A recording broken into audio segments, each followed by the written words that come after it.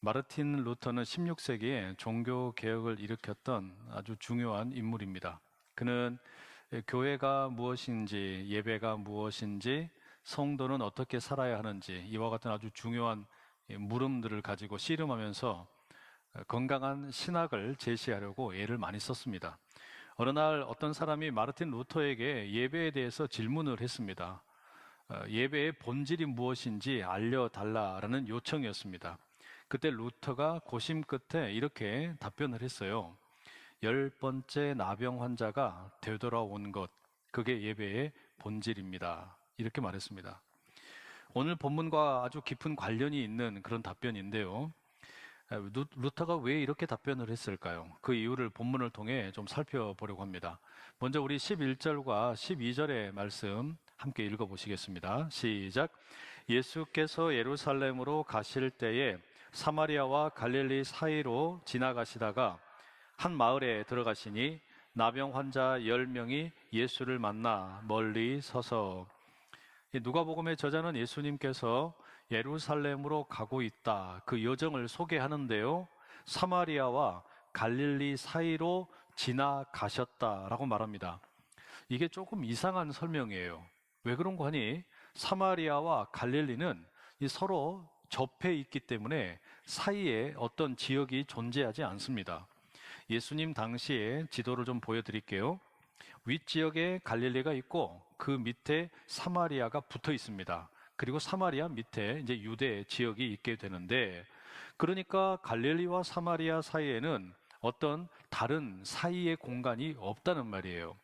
누가복음의 저자가 지형에 대해서 잘 몰랐을 수도 있습니다. 하지만 그럴 가능성보다는 이 구절이 지리적인 설명보다 신학적인 설명을 하려고 하는 의도가 있는 것 같습니다.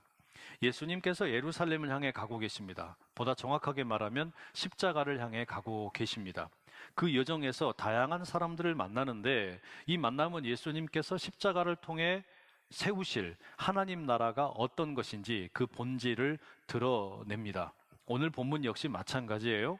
예수님께서 10명의 나병 환자를 만납니다. 이 만남의 장소가 민족적인 갈등, 종교적인 차이로 인해서 긴장이 고조되고 있는 경계의 자리입니다. 오늘 한반도의 현실로 비유를 해보자면 비무장지대와 같은 곳이다 하겠습니다. 예수님께서 사마리아와 갈릴리 사이에서 비무장지대와 같은 곳에서 하나님 나라의 정체를 드러내려고 하신다는 이야기예요. 갈등과 다툼이 끊이지 않는 곳이고 차별과 억압이 계속되는 곳입니다. 바로 그런 지역에서 하나님 나라가 어떤 곳인지를 보여주시려고 하는 거죠. 바로 그 만남을 조금 더 자세하게 설명해 드리겠습니다. 사마리아와 갈릴리 사이를 지나가시던 예수님께서 나병 환자 10명을 만나십니다. 과거에는 문둥병이라고 했죠. 살이 썩거나 물러서 힘없이 처져 떨어진다라는 뜻의 순우리말 문드러지다에서 유래한 병명입니다. 문둥병이나 나병이라는 이 표현이 편견과 차별을 담고 있기 때문에 지금은 이 나병의 병균을 처음으로 발견한 노르웨이 의사의 이름을 따서 한센병이라고 부르기를 권장합니다. 한센병 환자들은 육체적인 이 고통이 아주 끔찍하다고 하죠. 이 병균이 말초신경이나 피부에 주로 침범을 합니다. 손가락이나 발가락이 이제 사라지기도 하고 팔이나 다리가 손상을 입기도 합니다. 대부분의 경우에 이 초기의 통증이 점점 더 악화됩니다. 더 많은 신체 부위가 감각을 잃게 되고 망가져요. 겉으로 보기에도 아주 흉측하게 변화될 뿐만 아니라 전염성도 강하다고 해서 과거에는 신의 저주라고 취급을 받았던 질병입니다. 미국의 작가인 베스 무어가 한센병 환자들이 모여서 살고 있는 집단 거주촌을 방문했던 일화를 전합니다. 해외 여행 가운데 이 한센병 환자들의 집단 거주촌을 가는데 마을 입구를 3번이나 그냥 지나갔다고 합니다. 한센병으로 고통받고 있는 사람들을 보았고 그들에게 다가가고 싶은 마음이 들었지만 용기를 내지 못했다는 거예요. 그 이유는 냄새 때문이었습니다. 그곳에 들어가가지고 복음을 전하고 싶었는데 냄새로 인해서 이 구토 증상을 감당할 자신이 없었대요. 결국에 그 지독한 냄새 때문에 마을 안으로 들어가지 못하고 입구에서 3번이나 들어가려다가 포기했다는 거죠. 지금은 극소수의 경우를 제외하고는 주사 1번으로 거의 완치가 가능하다고 합니다. 외모가 망가질 가능성도 거의 없습니다. 하지만 지금과 달리 2000년 전에 예수님께서 활동하던 당시에 이 한센병은 정말 끔찍한 병이었습니다. 신이 저주로 내린 것이다 알려질 정도였으니까요. 특히나 한센병 환자가 겪는 이 정신적인 고통이라고 하는 것이 육체의 고통보다 훨씬 더 컸을 겁니다. 여러분 아마 1950년대에 상영했던 그 로마 시대를 배경으로 하고 신약 성경의 배경이 되어 있는 영화 벤허 보신 분들 많이 계시죠? 그 주인공 베너가 여동생과 어머니가 한센병에 걸렸다는 소식을 듣고 기겁하는 그런 장면이 나옵니다. 한국에서는 한센병 환자들이 어린아이의 간을 빼먹는다라는 이 괴담까지 존재하기도 했습니다. 당연히 말도 되지 않는 소리입니다. 그러다 보니까 한센병 환자들은 동서양을 막론하고 가족이나 공동체에서 완전히 분리되었습니다. 한센병으로 진단을 받는 즉시 격리가 되는 거예요. 배우자, 자녀, 손주들 작별 인사를 할 수도 없습니다. 이렇게 격리가 되면 다시는 가족들을 만나기가 어렵습니다. 가족을 다시 만날 수 있는 유일한 방법이 이스라엘의 경우에는 있었습니다. 제사장에게 치유 확인을 받는 것인데 이 과거 이스라엘에서 제사장은 예배를 인도하는 역할뿐만 아니라 일종의 보건 관리자였습니다. 만약 어떤 사람이 한센병에서 기적적으로 치유가 되었다면 제사장은 그 사람의 몸을 확인을 하고 질병이 완전히 제거되었다라는 것을 보고서 이 사람이 치유되었다라는 것을 공표하는 그런 역할을 했습니다. 그럴 경우에는 이 한센병 환자가 남편이나 아내를 다시 만날 수 있고 자녀를 다시 안을 수 있고 공동체의 일원이 되어서 일자리를 다시 찾을 수 있게 되었습니다. 제사장이 괜찮다라고 선포를 해야만 이 사람이 치유가 된다라는 이야기예요. 그런 경우가 아니라면 격리된 이 한센병 환자들은 자기들끼리 함께 모여 살았습니다. 함께 떠돌면서 음식을 구하고 다른 사람들에게 다가가거나 일반인들의 마을에 가려고 할 때는 나는 부정한 사람입니다. 나는 부정한 사람입니다. 소리를 높여서 외쳐야만 했습니다. 그러니까 이 본문의 한센병 환자 10명 역시 아마도 다른 사람들로부터 격리가 되어서 함께 모여 지냈던 것 같습니다. 성도 여러분, 만약에 여러분이 가족이나 친구들로부터 이처럼 격리되어서 평생 살아가야 한다면, 그리고 매일같이 만나는 사람들을 향해 나는 부정한 사람입니다. 나는 부정한 사람입니다. 외치면서 살아야만 했다면 이거 어땠을까요? 아마 상상만 해도 끔찍했을 겁니다. 누가복음 말씀에 의하면 한센병 환자 10명이 예수님을 만나서 멀리 서가지고 소리를 높였습니다. 예수 선생님이여, 우리를 불쌍히 여기소서. 예수님께서는 자기에게 가까이 다가오지도 못하고 멀리에서 서서 소리를 지르고 있는 그들을 보셨습니다. 뭘 보셨을까요? 예수님께서 뭘 보셨을까요? 그들이 한센병 환자라는 것을 보셨겠죠. 그리고 말씀하십니다. 가서 제사장들에게 너희 몸을 보이라. 이것은 구약 율법에 따르는 조치입니다. 몸이 깨끗하게 될 것이니까 어서 가서 제사장에게 보여주고 이제 정상적인 일상의 생활을 회복하라라는 말씀이었습니다. 그런데 여러분, 이게 전부일까요? 예수님께서는 저기 멀리 서서 예수 선생님이여 우리를 불쌍히 여기소서 외치는 이 한센병 환자들의 몸만 보았을까요? 10명의 한센병 환자들이 예수님의 말씀을 듣고 가다가 자기 몸이 깨끗하게 변했습니다. 15절에 의하면 그 중에 한 사람이 자기 몸이 나은 것을 보았습니다. 흉터가 사라지고 새살이 돋아서 건강하게 된 것을 보았다는 말이에요. 얼마나 좋은 일입니까? 너무 좋은 일이잖아요. 그래서 1시간이라도 빨리 제사장을 만나서 완치 판정을 받고 일상으로 돌아가고 싶은 마음이 굴뚝 같을 거예요. 사랑하는 아내도 만나고 싶고 자녀들도 다시 한번 알아보고 싶고 일자리도 다시 한번 갖고 싶은 그런 마음이 얼마나 가득했겠습니까?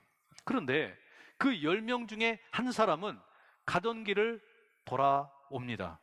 제사장에게 가는 것이 아니라 예수님에게로 돌아옵니다. 도대체 이 사람이 왜 돌아왔을까요? 예수님 발 아래 엎드려서 하나님께 영광을 돌리고 먼저 감사를 표현하려고 돌아왔습니다. 성경은 그를 가리켜 사마리아 사람이었다고 말합니다. 예수님께서는 이렇게 돌아온 그 사마리아 사람에게 말씀하십니다. 17절에서 19절입니다. 예수께서 대답하여 이르시되 10사람이 다 깨끗함을 받지 아니하였느냐? 그 9은 어디 있느냐? 이 이방인 외에는 하나님께 영광을 돌리러 돌아온 자가 없느냐 하시고 그에게 이르시되 일어나 가라, 네 믿음이 너를 구원하였느니라 하시더라. 예수님께서 먼저 물으셨어요. 나머지 9명은 어디 있느냐? 사실 이 질문은 조금은 말이 되지 않는 질문입니다. 예수님께서 앞서서 뭐라고 그러셨어요? 율법에 기록되어 있는 대로 제사장에게 찾아가서 너희 몸을 보여줘라, 그렇게 말씀을 하셨어요. 그러니 나머지 9명은 어디 있습니까? 제사장에게로 가고 있는 중일 겁니다. 이 질문 자체가 앞뒤가 맞지 않습니다. 그런데 왜 이렇게 물으셨을까요? 게다가 돌아온 사람은 사마리아 사람이라고 소개합니다. 예수님은 그를 가리켜 이방인이라고 부르십니다. 누가복음 10장 25절 이하에 보면 선한 사마리아인의 비유가 나오는데 뭔가 이 사건과 이 선한 사마리아인의 비유가 통하는 면이 꽤 있습니다. 선한 사마리아인의 비유에 보면 강도 만난 이웃이 있습니다. 제사장은 그것을 보았지만 본체만 채 그냥 지나갔습니다. 레위인 역시 보았지만 본체만 채 그냥 지나갔습니다. 하지만 사마리아인은 그 사람을 보았고 측은히 여겼고 자기 시간을 들이고 재물을 들여서 그를 돌보고 치료해 주었습니다. 당시 유대인들이 본보기로 삼지 않던 사마리아인을 강조하는 뉘앙스가 그 비유 속에 있고 오늘 본문 속에도 그와 같은 흔적이 남아 있습니다. 예수님께서는 이렇게 돌아온 사마리아인에게 네 믿음이 너를 구원하였다 말씀하십니다. 공동번역 개정판에는 네 믿음이 너를 살렸다라고 번역하고 있습니다. 여기 사용되는 단어는 치유가 되었다, 낫게 되었다, 구원되었다, 다양하게 번역이 됩니다. 어떤 번역이 되었든지 간에 한 가지는 분명합니다. 이게 단지 치유의 이야기가 아니라는 이야기예요. 몸의 치유 이상의 것이 담겨 있습니다. 이와 같은 내용들을 종합을 해놓고 보면 우리는 이렇게 말할 수 있을 것 같아요. 예수님께서 10명의 그 한센병 환자들을 보셨을 때 예수님은 그들의 겉모양만 보신 게 아니에요. 예수님은 그들의 속 마음도 보고 계셨습니다. 주님께서는 오늘 여기 예배 자리에 나오신 우리에게도 동일하게 보고 계십니다. 여러분들의 겉모습만 보시는 게 아니라 여러분의 내면, 여러분의 세상의 끝과 같은 그 속 사람도 보고 계신다는 이야기예요.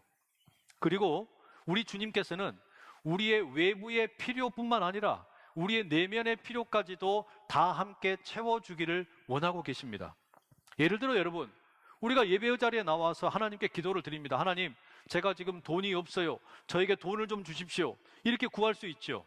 그러면 하나님께서는 돈이 없어서 재정 상태가 어려운 우리의 외부의 모습을 보실 뿐만 아니라 사실은 그 돈 때문에 고생하고 있는 우리의 피폐해진 마음까지도 함께 보신다는 이야기예요. 그리고 우리의 외부와 내면이 함께 회복되기를 원하시는 것, 이게 우리 주님의 뜻입니다. 문제는 우리의 눈입니다. 우리의 믿음은 보는 것과 깊은 관련이 있습니다. 선한 사마리아인에게 그 따뜻한 눈이 있었던 것처럼 10명의 한센병 환자들이 치유가 되었지만 그 중에 한 명만 자기의 몸을 보고 알아차리고 그 일이 일어난 것을 마음에 깊이 새겼습니다. 그리고 이것이 그 눈이 9명과 1명을 가르는 결정적인 차이가 되었습니다.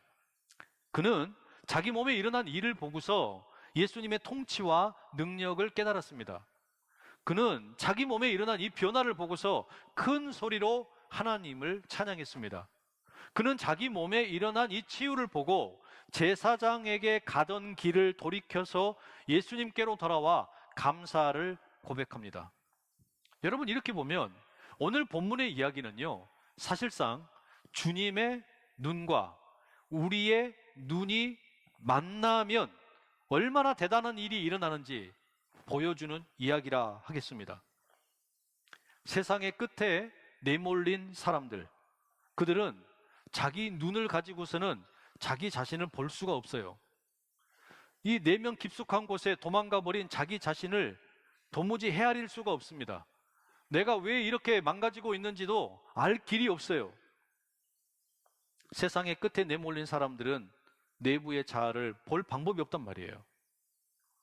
그러나 주님께서는 세상의 끝에서, 이 속에서 신음하고 있는 우리를 찾아내십니다. 우리의 존재가 주님의 눈에 의해서 발각이 되고 벌거벗겨지는 겁니다. 이것이야말로 세상의 끝에 있던 자에게는 새로운 시작이에요. 단순한 시작이 아니라 완전히 새로운 존재가 되는 경험입니다. 바울은 다메섹을 향하여 가다가 빛으로 임하시는 그 주님의 눈에 의해서 발각이 되고 새로운 존재로 변화되었습니다. 베드로는 예수님을 3번이나 모른다고 부인했던 인물인데 주님의 눈에 의해서 다시금 발각이 되었고 그도 역시 그 존재 자체가 완전히 벌거벗겨졌습니다. 오늘 본문에 나오는 한센병 환자 역시 주님의 눈에 의해서 발각이 되었고 새로운 존재로 거듭났다는 이야기예요. 문제는 여러분, 그 다음이에요. 주님께서는 우리의 이 세상의 끝에 있는 우리의 내면에 찾아오시고 우리를 발견해내시고 우리를 발가벗기시고 새로운 존재로 만들려고 애를 쓰고 계십니다. 그런데 주님에 의해서 세상의 끝에 숨어있던, 이 내면 깊숙한 곳에 숨어있던 우리의 자아가 발각되었고 발견되었고 발가벗겨졌다라는 것을 내가 고백할 수 있느냐? 여기에 인생의 깊이가 결정이 되고 믿음의 깊이가 결정이 되는 열쇠가 있습니다. 바울이나 베드로나 오늘 본문의 사마리아 사람이나 이들에게는 어떤 공통점이 있습니까? 이 세 사람은 모두가 다 예수 그리스도에 의해서 발견된 사람들입니다. 예수 그리스도에 의해서 발각된 사람들입니다. 감추어져 있던 것들이 드러난 존재가 된 사람들입니다. 숨어있던 것들이 다 밝혀지게 되었고 발가벗겨졌습니다. 그리고 주님 안에서 새로운 존재가 되는 것을 경험하기 시작을 했어요. 그런데 이것보다 더 중요한 건 뭐냐면 바울이나 베드로나 사마리아인이나 내가 주님으로 인해서 새로운 존재가 되었다는 것을 고백한다라는 점입니다. 주님을 사랑한다고, 주님께서 나를 변화시켜 주셨다고, 내가 치유를 받았다고 고백을 합니다. 그리고 감사의 고백을 함께 하게 됩니다. 여러분, 그래서 우리가 감사를 고백하는 순간 그 사람은 이제 진짜로 새로운 존재가 되는 겁니다. 이전과는 완전히 다른 존재로 변화되는 겁니다. 세상의 끝에 내몰린 것 같은 상태였을지 몰라도 이제 새로운 시작을 할 수 있게 되는 겁니다. 다만 우리가 살아가는 이 삶이 내가 아무리 부인하고 싶어도 중력의 영향에서 벗어날 수 없는 것처럼 우리 믿는 자들도 이 땅에서 죄의 관성으로부터 자유로울 수가 없습니다. 죄의 관성에 의해서 지배를 받습니다. 그렇기 때문에 우리는 수도 없이 다시금 세상의 끝으로 내몰립니다. 세상살이 가운데 어려운 일을 만날 때, 건강의 위기를 만날 때, 관계가 깨어질 때 우리는 내면의 세계 속으로 숨어버려요. 우리는 세상의 끝으로 들어가 버립니다. 내 눈으로 나 스스로를 찾을 수 없는 곳에 숨어버리는 겁니다. 그렇기 때문에 우리는 끊임없이 예수 그리스도에 의해서, 예수 그리스도의 눈에 의해서 다시 발견되어야만 합니다. 예수 그리스도께서 우리 가운데 찾아오셔서 우리를 발각되게 하시고 우리를 드러내시고 우리를 발가벗기시고 주님의 품 안으로 초청하시는 그 사건을 매일같이 경험을 해야 되는 거예요. 우리의 존재가 막다른 길에 있음이 발각되어야만 합니다. 주님께서는 그렇게 우리를 찾아내셔서 계속해서 말씀을 들려주십니다. 너는 죄인이지만 의인이라 말씀을 하십니다.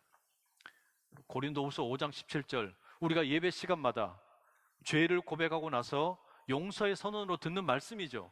그런즉 누구든지 그리스도 안에 있으면 새로운 피조물이라. 이전 것은 지나갔으니 보라 새 것이 되었도다. 여러분, 우리는 이 선언을 매번 예배를 드릴 때마다 반복해서 듣습니다. 왜 그렇습니까? 내가 시도 때도 없이 세상의 끝으로 내몰리기 때문이에요. 세상의 끝으로 계속해서 내가 숨어버리기 때문입니다.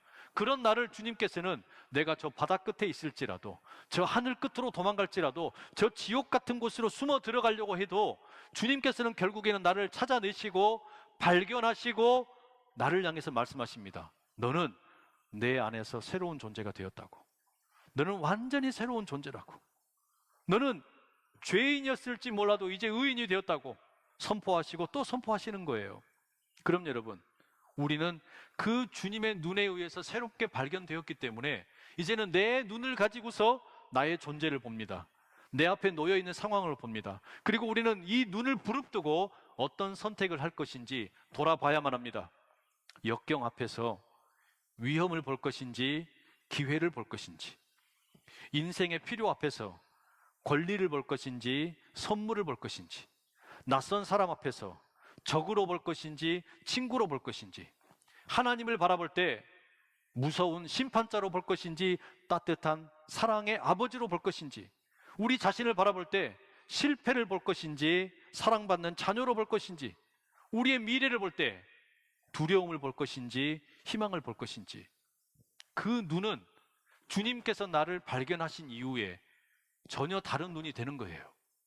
내 눈은 이제 달라지게 되는 거예요. 여러분은 무엇을 보시겠습니까? 주님께서 세상의 끝에 숨어있는 나를 찾아내시고 나를 발가벗기시고 예수 그리스도 안에서 완전히 새로운 피조물이 되게 하셨다고 말씀하시는데, 그걸 보게 되었다면 여러분, 건강한 길을 선택하실 수 있기를 축복합니다. 온 마음과 뜻과 정성을 다해서 주님 앞에 감사를 고백할 수 있기를 소망합니다. 그래서 여러분, 이 사마리아인은 가던 길을 돌이켜서 예수님께로 달려왔어요. 세상에 너무 급한 일이 있습니다. 내 몸이 지금 깨끗해졌기 때문에 제사장을 만나는 일이 너무 급해요. 1시간이라도 빨리 만나서 내가 이제 온전히 회복되었다라는 것을 인정받고 싶습니다. 그럼에도 불구하고 아무리 세상 일이 급해도 주님께 먼저 달려와서, 주님, 나를 찾아주셔서 감사합니다. 나를 발견해 주셔서 감사합니다. 내가 저 숨어있던 자리에서 세상의 끝에서 발각되게 해 주셔서 감사합니다. 나를 주님 안에 품어주시고 나를 새로운 존재가 되게 해 주셔서 감사합니다. 이 고백을 드리러 찾아왔다는 이야기예요.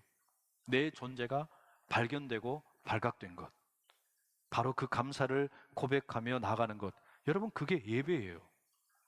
우리가 세상 살이 가운데 얼마나 바쁜 일 많습니까? 주식하느라 바쁘고, 사업하느라 바쁘고, 부동산 때문에 바쁘고, 자녀들 키우느라 바쁘고, 건강 때문에 바쁘고, 해야 할 일이 수두룩 합니다. 그럼에도 불구하고 우리는 이 한 명의 사마리아인 한센병 환자가 치유받고 주께로 돌아왔던 것처럼 내 할 일 아무리 많아도 나는 주님을 향하여 나를 발견해 주신 그 주님께, 나를 새롭게 하신 그 주님께 감사를 올려드리는 게 먼저다. 이것이 바로 예배라는 이야기입니다. 10명 중에 1명, 이 한센병 환자의 예배, 그 예배가 오늘 우리가 드리는 감사의 예배가 되기를 간절히 소망합니다. 이 추수감사주의를 보내면서 여러분, 올 한 해 동안 하나님께서 여러분을 어떻게 발견하셨는지, 예수님께서 여러분을 어떻게 찾으셨는지, 성령님께서 여러분을 어떻게 드러나게 하셨는지 곰곰이 묵상해 보십시오. 그리고 내 삶의 자리 가운데서 주님께서 일하신 것, 나를 다시금 세상의 끝에서 불러내셔서 너는 이대로 머물러 있을 인생이 아니라고, 너는 이렇게 죄악의 구렁텅이에 머물러 있을 인생이 아니라고, 너는 이렇게 절망과 낙담 속에 있을 인생이 아니라고 부르시는 그 주님의 음성을 꼭 들으시고 감사의 고백으로 응답하실 수 있기를 간절히 축복합니다.